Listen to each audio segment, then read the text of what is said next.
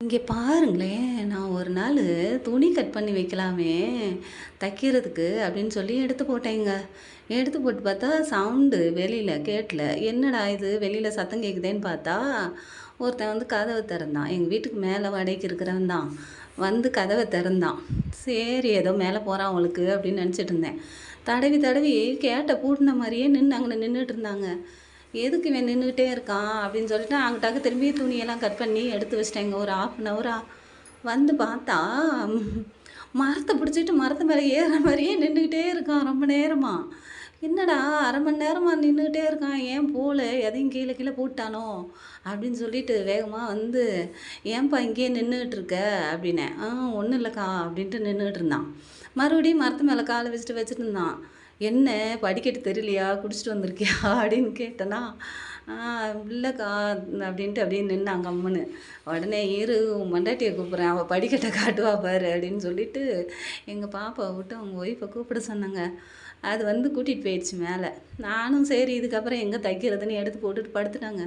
காலையில பார்த்தா 2, 3 பேர் மேல வராங்க வீட்டுக்கு. "என்னம்மா நைட்டெல்லாம் ஒரே சவுண்டு. நீ என்ன வெளிய வந்து பார்க்கவே இல்லையா?" அப்படின்னு கேட்டாங்க. நானு "தெரியலையேக்கா. அவன் நேத்து குடிச்சிட்டு வந்தான். அது மட்டும் தெரியும். என்ன நடந்ததுன்னு தெரியலையே" அப்படின்னு நானும் சரி போய் பார்க்கலாமேன்ட்டு போனா, அங்க எல்லாம் பஞ்சாயத்து வச்சு அவன திட்டிக்கிட்டு இருக்காங்க. "ஏன்டா குடிச்சிட்டு வந்து இப்படி பண்றியே, வைக்கிறியே இதெல்லாம் சரியா?" அப்படின்னு சொல்லி கேட்டுட்டு இருக்காங்க. அவங்க ஒய்ஃப் ஒண்ணுமே சொல்லலங்க. கம்முனு இருந்தது. நானும் சரி என்னடா இது அப்படின்னு மேல போய் பார்க்கலாமேன்னு போய் பார்த்தா, அவன் வந்து என்னைய பார்த்தோனே வேகமா வந்தான். வந்து உள்ள போயிட்டு விளக்கமாறு எடுத்துட்டு வந்தான். "இங்க பாரு நாங்க இத்தன பேர் இருக்கும்போது நீ அடிப்பியா? என்ன கேட்கறதுக்கு ஆள் இல்லையா? அறிவில்ல உனக்கு?" அப்படின்னு நாங்கலாம் திட்டினோமா, உடனே அவன் சொன்னான், வேகமா பட்டனம்லாம் கழட்டினாங்க. கழட்டிட்டு, "இங்க பாரு என் முதுகெல்லாம்" அப்படின்னான். "என்னதுடா இது முதுகெல்லாம் ரத்த ரத்தமா இருக்குது. என்னாச்சு?" அப்படின்னு கேட்டேன். "ஆ அடிச்சேன்னு சொல்றீங்களே, நான் அடிக்கல. அந்த தொடப்பக்கட்ட பிஞ்சு போற அளவுக்கு அவ தான் என்னைய அடிச்சா" அப்படின்னானா. உடனே எங்க எல்லாருக்கும் சிரிப்பா வந்ததுங்க. "என்னது இது? நான் என்னக்கா இன்ன வரைக்கும் மட்டும் அவ்வளோ கத்துன, பெண் விடுதலை, பெண் சுதந்திரம்னு பேசுன. இப்ப அவ அடிச்சிட்டோனே நீ பதிலே சொல்லல. இப்ப பேசுங்க.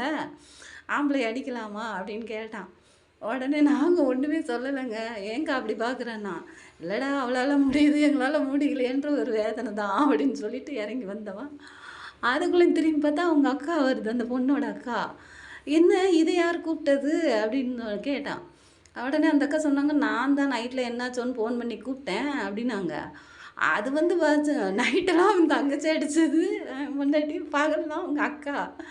ஒய்ஃபோட அக்கா போட்டு அடிச்சதுங்க.